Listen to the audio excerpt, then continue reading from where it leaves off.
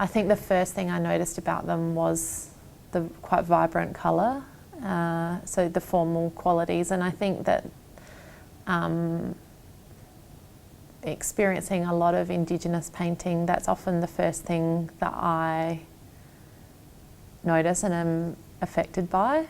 And then of course, you know, the reading of those formal qualities then has an emotive, you know, triggers an emotive response, but it's often, you know, the formal qualities of mark and colour and the arrangement of those within the picture frame that I really respond to and admire, and particularly in those paintings because of that strange central meridian was the thing that inspired the work that I did, and that mirroring and the fact that it obviously they allude to flowers. I'm not perhaps sure if they read or are representations of other things, but in terms of my response to it, that was the thing that I noticed, is that they look like these strange kind of creepers and vines.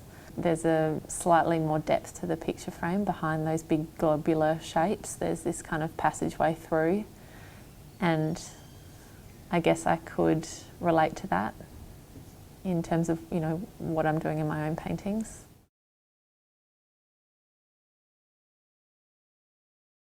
In terms of my own symbolism of flowers or symbolism within the work, I think that rather than it being directly drawn from traditional symbolism of flowers, you know, like a yellow rose that means this, or, you know, I think it's more about an emotional symbolism to do with colour. I think I'm getting more and more interested in abstraction, and Meridian is quite an abstracted flower work, I think. Like, it's kind of almost breaking up the picture plane into kind of almost these circular globes of colour. They could, and they, you know, they do read as flowers, but they almost don't need to. It's more about, you know, that what does that pink do against that brown, against that black.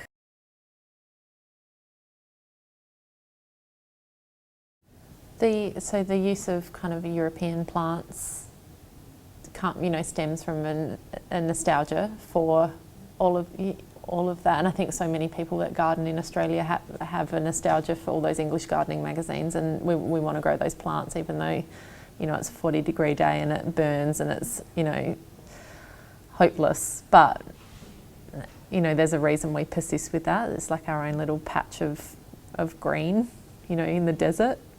But yeah, within my paintings, I do expose them to this kind of quite strong light. And it's interesting because when I lived in Melbourne, the paintings dulled, and when I moved back to Adelaide, that light quality, that white light that we have here increased, that kind of desert light. And it seems like it's particular to Adelaide, that blinding kind of white light that cuts through in summer. It's gone now for the winter. So yeah, I am interested in the tension between that kind of European lushness of growth and flowers and peonies and roses and daisies and tulips. And I have done paintings which kind of juxtapose those with Australian natives and things like prickly pear, and introduce weed kind of species.